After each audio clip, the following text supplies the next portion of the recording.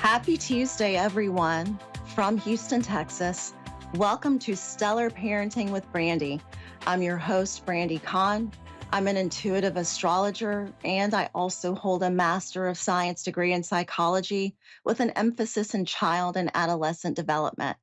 And I'm really passionate about helping parents to custom design and tailor their parenting approach to their child's natal chart to really give the child the support that they need when they're growing up and to give them a sense of secure attachment. If you'd like to work with me, please visit my website at brandicon.com. What makes my sessions different than other astrologers is the fact that I have a background in evidential and trans mediumship. So, with astrology, I'm not just analyzing planetary positions. I'm really tuning into the energy behind the positions and seeing what intuitive guidance comes from that. And I'd love to work with you. So again, my website is brandicon.com. On today's show, we will be talking about current events. I think that there's really no way to get around, what's going on in the world. And so we're going to talk about it, and we're going to talk about how it can impact and affect our children. And I will be also sharing some highlights from this week's transits with you all. So let's jump right into what's going on. Like I said, there's really no easy way around what we've been seeing in the news and what a lot of families are now experiencing. So this week, we've had some major economic turbulence, not only with the markets here in the United States, but all around the world. And this is because, President Trump here in the US set forth a policy that implemented a series of tariffs that has completely reset the global economy and taken many by surprise. So, back when this was only a theory that there would be reciprocal tariffs, and it was just something that President Trump was thinking about, I observed that many people were on board with his ideas. Many people thought, some economists thought that, and even Republican Congresspeople thought that, reciprocal tariffs would be a good thing for the US economy. But I think that things are shifting now. Things are changing because we're hearing a different story. Wall Street experts and many economists are now calling for a pause with the tariffs or for a different path altogether. And there are many others who were once on board and who are now backtracking a little bit because they're realizing that these policies are going to affect them in a very detrimental way. JP Morgan analysts have even increased the likelihood of a recession all the way to 60% due to these new tariffs and the economic policies of the Trump White House. Senator John Kennedy from Louisiana was surprisingly very outspoken this morning on the news when he said that the results from the tariff policy will be solely President Trump's responsibility. And Senator Rand Paul from Kentucky has been even more outspoken about how the consequences from these new tariffs will be detrimental for the American people. Now, for a brief moment yesterday, the markets improved because there was a rumor that President Trump was going to put a pause on the tariffs. Okay, so we had like an upswing for just a moment. And then the White House came out and said, nope, just a rumor, not true. Okay, and then the markets went back down again. Well, today, US markets did rally, US stocks did rally because there was another rumor that China was going to rescind the tariffs that they had placed on American goods. And once I think the news got out that that was not true, and now tariffs on China from the US are going to be at 104% starting tomorrow, starting Wednesday. Seems like that we're in a downward swing again. Now, many of you might be wondering what is going on right now? Why does everything seem to be falling apart? And if you've been listening to my show over the last few months, you will remember that I've spoken quite a bit about how Pluto's move into the sign of Aquarius was going to be quite significant, and that the way that it was going to show up would have an effect on all of us. And we're really seeing this play out right now in current events. So, just to review, Pluto in Aquarius. Pluto moved into the sign of Aquarius on November 19th, 2024, and Pluto will be in Aquarius until January 2044. So Pluto stays in one sign anywhere from 14 to 21 years, and everything represented by that sign undergoes a deep, lengthy process of change and transformation. And Pluto, the planet itself, really embodies and represents transformation, healing, regeneration, power, and purification.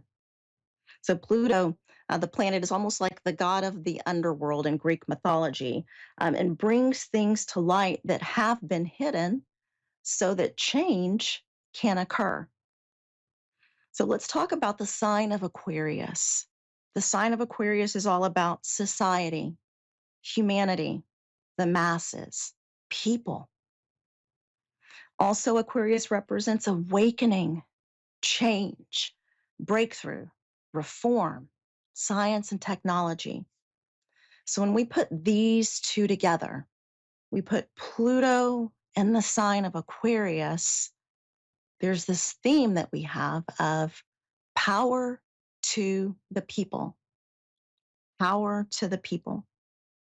So let's take a look at the last time that we had the planet Pluto in the sign of Aquarius, which would have been from 1778 through 1798. During that period of time, everyone, we had the French Revolution, we had the American Revolution, the Haitian Revolution, and the Industrial Revolution.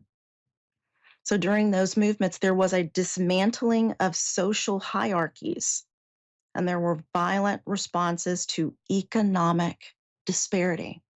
In particular, I want you to think about the French Revolution with Marie Antoinette. It said supposedly the people of France were starving. They didn't have enough food. They were barely able to get by. And Marie Antoinette's response was let them eat cake, which shows that she was really somewhat removed from the reality that her people were dealing with. It wasn't really affecting her, but it was affecting them. And I think that many people were incensed by that because they stormed the Bastille and they imprisoned her and later executed her. So with Pluto and Aquarius, there's the theme of power to the people and people taking their power back when it comes to money, finances, economics. Professor Scott Galloway from NYU a few months ago made the statement that we are in the midst, and he's talking about we as in Americans here in the United States. We are in the midst of a series of small revolutions to correct income inequality. Income inequality is out of control, and our tax policy here in the US has gone full oligarch. Now, in an oligarchy, that's when the wealth and the power are held by a small group of elite people, what you hear called here in the US the 1% at the top. So Pluto and Aquarius really evens things out for the period of time that it's in play, which will be over the next 20 years. Now, I want to give you all a gentle heads up. It does look like there is the possibility, the strong possibility, of economic difficulty at the end of the month around the time of the new moon. I want each and every one of you to do what you can to prepare right now because our children are going to be affected with how we choose to deal with these challenges. And as difficult as it may be, we as parents, we have a responsibility to give our children a really strong sense of safety and of security. So, as we're going through these economically challenging times, I want you to really try to watch the things that you say around your child, because your child or your children got, more than one child, they will take your words and they will make them into their beliefs about people, about the world, and especially about money. So if we as parents are always saying, there's never enough money, I'll never have enough money. Why is money so hard to get? Okay. Our children hear those words and they absorb them almost like a sponge absorbs water, the way a dry sponge absorbs water. They take our words and then make their beliefs. And there will be some families that will not have enough money over the next few months. Many families are only a paycheck away from homelessness, from no electricity, no food. No matter if they have positive beliefs about money, their reality is that there's just not enough money in the bank and they will struggle. And this is where we all come in. This is where we, as a society, we all come into play. If there's a family down the street from you, or a family at your church, or a family that you know of that doesn't have enough food, they don't have any clothing for the kids, no shoes for the kids, or they don't have shelter, it's going to be really important to step in and help in any way that you are able to. Because the only way that we are going to get through this is if we come together and if we get through this together. This is the template for Pluto and Aquarius. There is a massive amount of change that's being triggered, and it's not always going to feel good. It's going to be a little bit scary sometimes. But throughout this change that we will be experiencing, we will be going through, let's set the intention to try to help each other to get through this and to bring our children through with a deep sense of safety and security. All right, so now for our transits this week. Yesterday, Monday, April 7th, we had Venus retrograde conjuncting Saturn at 25 degrees of Pisces. And yes, this transit was yesterday, but you probably are still feeling the effects from this. So I'd just like to take you through it. So Venus retrograde has been really requiring us to re-examine our relationships, our friendships, and our values since March 1st. And now we have Saturn adding its energy of discipline and structure to the mix. So, with this combination of Venus and Saturn, you might have major realizations about the lessons that you've been learning over the past few weeks and how you really need to commit to a different course of action. So, Saturn adds a dose of reality to the area of your chart wherever Venus has been retrograding. So if Venus has been retrograding through your second house of money, you might be conceding to the fact that you need a new financial plan that requires more discipline and more consistency.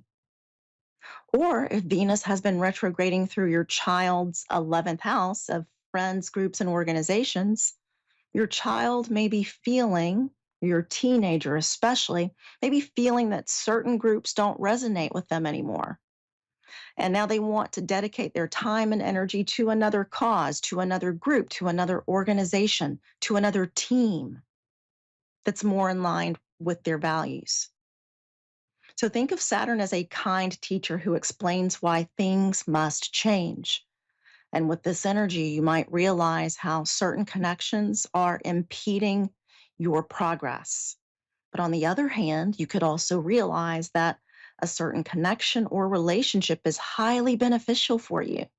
And it's time to commit and to lean in on a deeper level. And the same can also be true with a hobby, okay, or a pastime, something that you do for enjoyment. It may really be feeding you on a soul level.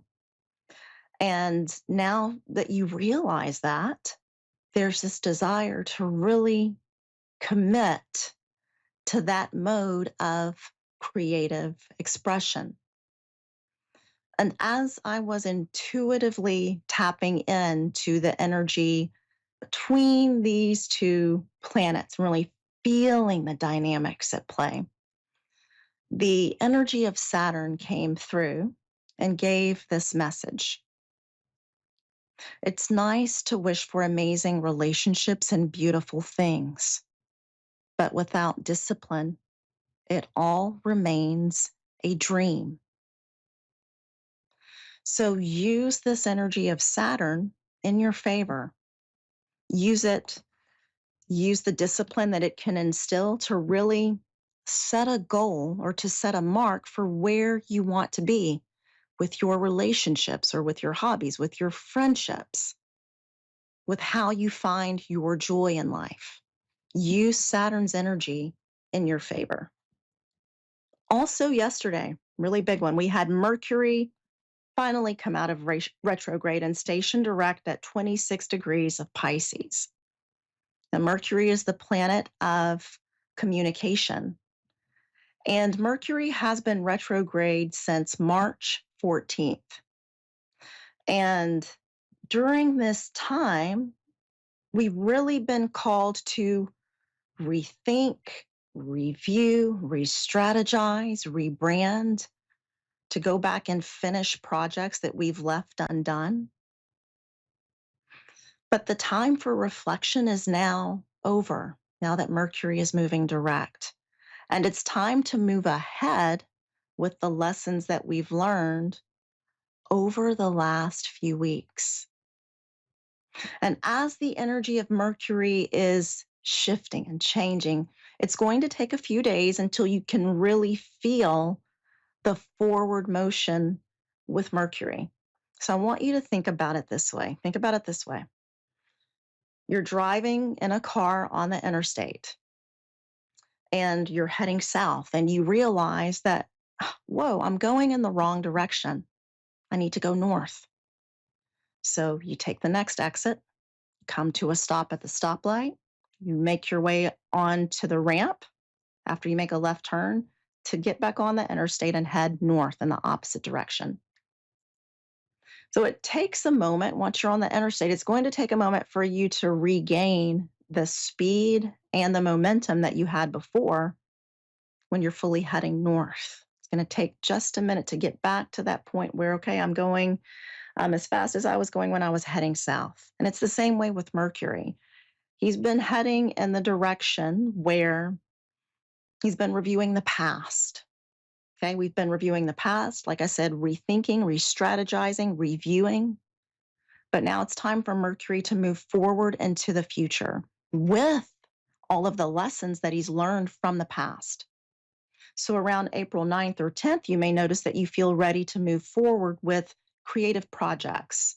It might be easier to talk about your feelings or to empathize with the feelings of others. Remember, Mercury in Pisces thrives when he's allowed to operate from the right brain. So making music, art, doing yoga, or meditating could really be helpful with your communication and your thinking processes. And if you are the parent of an adolescent or a teenager and communication has been difficult, it should get much easier over the next few days. Now, on Saturday, April 12th, we have a full moon at 23 degrees of Libra. And full moons can bring a sense of completion or culmination. And you really need to check and see where this is occurring in your chart. You need to find the house that's in the sign of Libra. because this will be the area where you might feel super emotional around the time of the full moon. So if Libra is in your sixth house of daily work and routine, you might be saying goodbye to a job or to coworkers. If it's in your fifth house of creative expression and children, one of your children might be graduating. Now, this full moon will be squaring Mars and Cancer, which can be a difficult aspect because the energy of Mars can be used in an aggressive way, but it doesn't have to manifest that way. It doesn't have to manifest that way. You can use this energy to be really decisive and to take action regarding the Libra part of your chart. So let's say that you're a Libra rising and your first house is in the sign of Libra, okay? And for you, that's where the full moon is going to be taking place. Maybe you realize that a relationship is not serving your highest good. And you can use the energy of Mars to walk away from that situation, which may bring changes to your home or living situation. Or maybe you realize that you haven't been a very supportive friend to one of your close friends, and there's distance in the relationship between the two of you. You can use the energy of Mars to bring a sense of understanding and to reconnect with your friend. Now, this full moon is ruled by Venus in Pisces, so you may also notice a creative element regarding how it shows up for you. So maybe you have a child who's preparing to graduate and head to college next year, and they're trying to figure out if they're going to continue with piano or dance or sports when they enter college. So if not, there's a sense of closure or completion that this full moon is bringing. And if so, Mars is allowing them to take action in a different way. And finally, on Saturday, April 12th, Venus will station direct at 24 degrees of Pisces. So Mercury and Venus both come out of retrograde this week. Now, with Venus retrograde, we've been thinking about our relationships, about our values, and we may have reconnected with old friends, family members, or even exes. And it was really difficult for me to understand how reminiscing about the past and reconnecting with people who've been challenging for us could possibly be beneficial. And what I was intuitively shown is that sometimes looking backwards and integrating past lessons can help us to move forward without being energetically stuck in the past and wondering, what if? Gaining closure can allow someone to move forward with a deeper sense of purpose. And now that Venus is ready to move forward with these new lessons, it's also time for us to move forward as well with our realizations from relationships and friendships and values and money, how we spend our money. Again, it might take a few days to really feel the energy of Venus going direct. But again, just as with Mercury, imagine that you're on the interstate, you're heading south, and you need to go north. It's going to take a minute to exit and head in a different direction. And it's the same way with the planets. So after a few days of Venus turning direct, you're really going to be ready to focus more on present day relationships in a deeper way. So those are all the transits for this week. I'm hoping that you can all take this information and set the intention to use this energy in a really beautiful way.